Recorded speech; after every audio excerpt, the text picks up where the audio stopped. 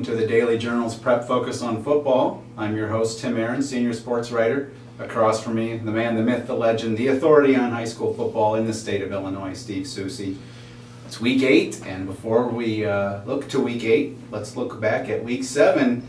You got some bragging rights to have this week. A perfect week last week, 11-0. How'd you do it? Knowledge beats coin flips. Does it? That's what I'm going to go with. I mean, get used to it. I'm not planning on losing anymore. Really? Yeah. All right. Well, I thought you being the wiseacre that you are, that you would say you pick all the games right. That's why you're 11-0. But if you look at the season standings, I do have you by a couple games. I'm at 68 wins. You're at 66. Both of us, though, looking up at fellow sports writer Becky Slingerland, who has 69 wins, and I think her deal with the devil might be over. It's luck. That's all it can be designed to at this point. We've got 12 games on the schedule this week, so let's jump right into it. Kankakee at Rich Central. Well, Kankakee's once again sitting on that fence trying to win the rest of its games to get into the playoffs at 3-4 right now. Rich Central doesn't look like they'll be that big of a test, but the K's better not look past them because they've got a huge test in week 9 against Rock Island Alleman. So who do you have this week? I'm going to go with Kankakee. Kankakee sounds like a good pick there. Over across town, Andrew will come to play Bradley Bourbonnais. Bradley used to have trouble with Andrew, but in the past couple of years, they've taken down the Thunderbolts. Well, it's an important game for Bradley for a lot of reasons. A win would clinch a playoff berth for the Boilermakers, and they don't want to get themselves into a situation where they're just a 5-win team heading into the playoffs if they were to lose this week. They have winless Stag in week 9. That looks like a victory. But if the Boilermakers don't get off that 5-4 bubble, they face an extremely difficult team in the opening round of the Class 7A playoffs, likely in East St. Louis, St. Rita, someone of that ilk. So it wouldn't be good for the Boilermakers to put themselves behind the 8 ball and enter the playoffs as a 5-win team. Andrews had a disappointing season. They've got a couple of University of Illinois recruits on their roster, and they should give Bradley a good game, but I'm going to go with the Boilermakers in this one. I also think the Boilermakers will come through with win number 6 there. Bishop McNamara will travel up to Chicago to play Brother Rice. Yeah, one of these difficult Catholic League crossover games for the Fighting Irish. 6-1 for McNamara right now. This would be a win that would be a feather in their cap if they were able to pull it off. Brother Rice doesn't have as good a record, but they've played in the tougher division all year and are probably the favored team in this game, and I'm going to take the Crusaders from Brother Rice. I will also take Brother Rice, but like you said, if Matt can pull off the win, that would be a great achievement heading into the playoffs here in a couple weeks. And our last game we're going to look closely at, usually this one is a big one in the Interstate 8, but I think with some changes and all that now, Coal City, Wilmington, is it still big? I think it's still big for the teams. Some scheduling changes in the league has caused this rivalry to not be contested for a couple of years. And I think both teams are glad they have the game back on the schedule just from a rivalry sense of point of view. But Coal City needs to win desperately to keep their playoff hopes alive. With a 3-4 record, they have to win out to get into the playoffs. Wilmington is coasting. They're at 7-0 at this point in time. But odds are they won't try to take it easy on the Kohlers, and in that sense I'm going to go with the Wildcats. Yeah, it's not the NFL. Nobody will be sitting their starters. Wilmington will go for the win and go for the throat, and I think they will come through and win. Let's look at these other games quickly here. Lisle at Manteno. Yeah, this is an important game for both teams. Manteno, once again, is another team that needs to win out to get into the playoffs.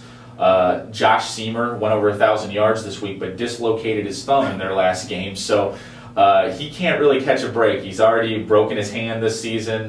They're going to forego surgery with Josh and let him play out the season here before they deal with that. But Manteno needs to stay on course here, and Lisle's been playing a lot better lately.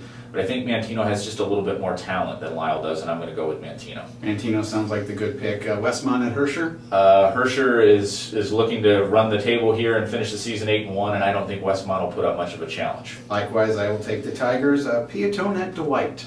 Tough game for both teams. Both teams won't have a chance at making the playoffs, so they're both playing for pride.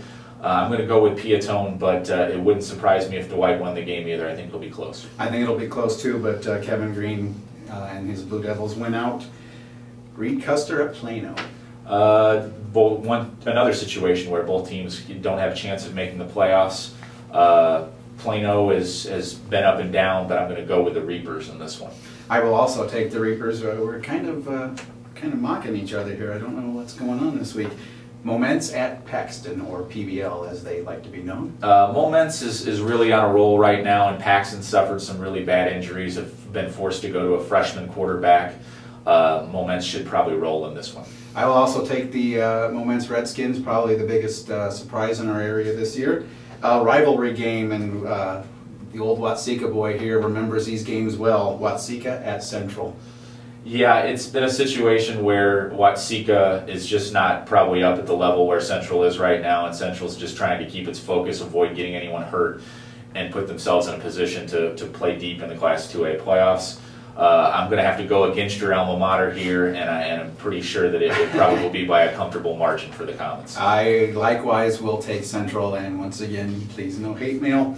St. Thomas More at Iroquois West. Yeah, St. Thomas More still has a chance of getting into the playoffs, and Iroquois West doesn't, and they've struggled in Sangamon Valley Conference play, so I'm going to say that St. Thomas More is probably going to pick up the win here. Also, I will take the Sabres of St. Thomas More. Our last game is Oakwood at Milford. Oakwood was undefeated before last week and got it handed to them pretty good by Westville, but I don't think that's going to change the fact that Oakwood's probably a couple of steps ahead of Milford at this point, so I'm going to go with Oakwood. I will take Oakwood, and we have the same picks this week, so I hope you go 12-0 again. You as well. Okay, let's take a real quick look at our playoff picture in the area. I believe we have 5 teams that are already in. We've got Bradley, as we talked about, and can you tell us who the 5 teams are and who can make it this week? Bishop McNamara, Herscher, Central, Moments, and Wilmington have already clinched spots in the 256-team field. Bradley is close, needing 1 win in their final 2 games to get in. Who was our Week 7 Athlete of the Week? DeAndre Wright from Moments put together another huge day. He rushed for 281 yards and 4 touchdowns.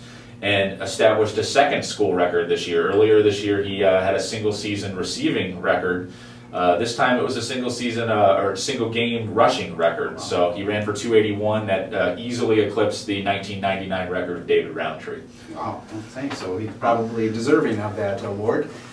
Where are you going to be this weekend? This weekend, I'm going to be at the Wilmington Coal City game. Back at the rivalry. It's my first time at Wilmington this year. One of my favorite places to go for high school football. Yeah, if you've never been to a game at Wilmington, I suggest, and this might be the weekend to do it if you don't have anything else to do. It's an atmosphere there like no other. Okay, I think I'm going to go to Bradley this week. I'm going to go see a football game rather than sit in the office, so I'm going to watch Bradley clinch a playoff berth. There you go. So that's great. Anything else we need to know going into Week 9 next week? Hard to believe the season's almost over. I think we're just going to be watching these playoffs break down and see where our local teams fare. So it should be an interesting week and should solve a lot of the questions that we have about quite a few of these teams. Okay, next week we may have some of the Pigskin Prophet. Pigskin Professor, what are you known as these days? I have no idea. Steve Susie? Yeah. We'll have some of Seuss's playoff projections next week, but in the meantime, grab tomorrow, or Thursday in that case, edition of the Daily Journal for Prep Focus. We'll be focusing on all of the football stats, he'll have all the staff picks. Anything you want to know about high school football will be in there. So until then, we'll see you on the sidelines.